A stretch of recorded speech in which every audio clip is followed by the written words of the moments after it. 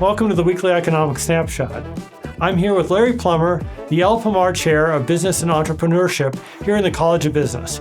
Larry, thanks for joining us. Thanks. And before we get into today's video, quick shout out to our colleague, Don Warwick. Don Warwick is going to be giving his last lecture this afternoon on the day we're recording this video. That's the reason for the bow tie.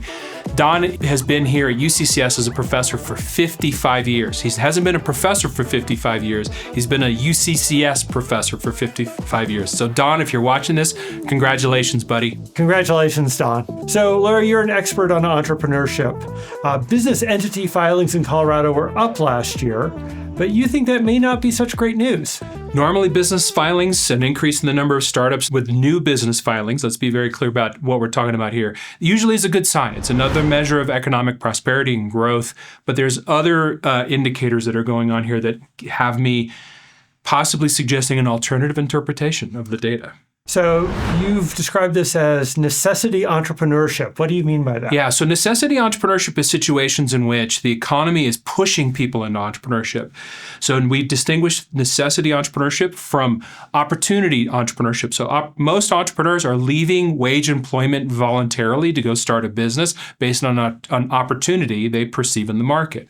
When we see a lot of necessity entrepreneurship, it's usually because the economy is in a downturn state or there's some kind of stress or shock in the economy that's forcing people to, maybe there's suddenly no wage employment available, so they'll start their own business. And that will show up in the data as an increase in new business filings. So what do you see in the data that makes you think that necessity entrepreneurship may be contributing to the recent increase? Two other indicators that you look at the same time. One of them is business renewals is down. So that tells me that there's some stress. So not only are people increasing the number of business filings, but also the business renewals is down. So that tells me that there's stress on our small business segment, perhaps. Mm-hmm. But here's the key indicator. Unemployment is up. Mm-hmm. And so usually unemployment and entrepreneurship usually move together. So as unemployment rises, people are being pushed out of the workforce. They're going to be looking at hanging out their own shingle to start a business. One of the things we don't have in the data that I'm looking at right now is we don't have it broken out by industry.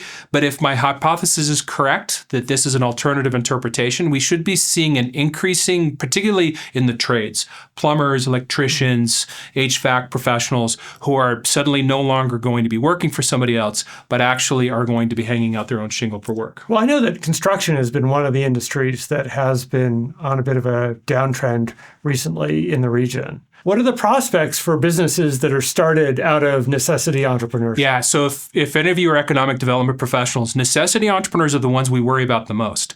So necessity entrepreneurs statistically have the highest odds of business failure. It's usually because they've been pushed into business ownership, they've been pushed into entrepreneurship, they're not coming in with all the skills necessarily they need, and the opportunity they may be perceiving is not one based on market need, but on their own personal need, and that's usually a bad sign for the survival prospects of these kinds of businesses. So what can we do to improve their survival prospects? So all of our ecosystem players here in town, the small business development centers in the state especially, need to actually be doubling down on their services to some of these new business entities. If my hypothesis is correct, we need to presume that these are people who are most in need of training. They may not even be aware that the small business development centers and other ecosystem players like EPIC, the institute that I run, Exponential Impact, Catalyst Campus, the Veterans Business Outreach Center, all of these places need to be reaching out actively to new business filers, these new entrepreneurs, to find out exactly what their needs are. And Larry, you mentioned EPIC. Tell the folks more about EPIC if they're not familiar. Yeah, so the EPIC is the Pomar Institute for Innovation and Commercialization here at UCCS. We just misspell EPIC with two I's.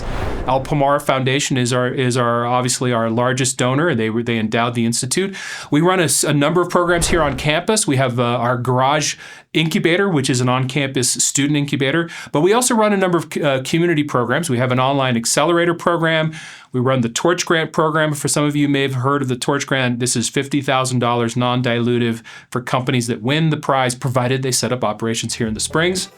And then we run the Entrepreneurship Boot Camp for veterans. So if any of you are interested in getting involved with that, by all means, reach out. I'd love to hear from you.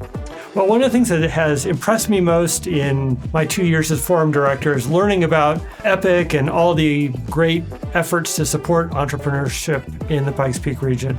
Larry, thanks so much for joining us. Yeah, thanks very much for having me. And thanks for watching. We'll see you next week.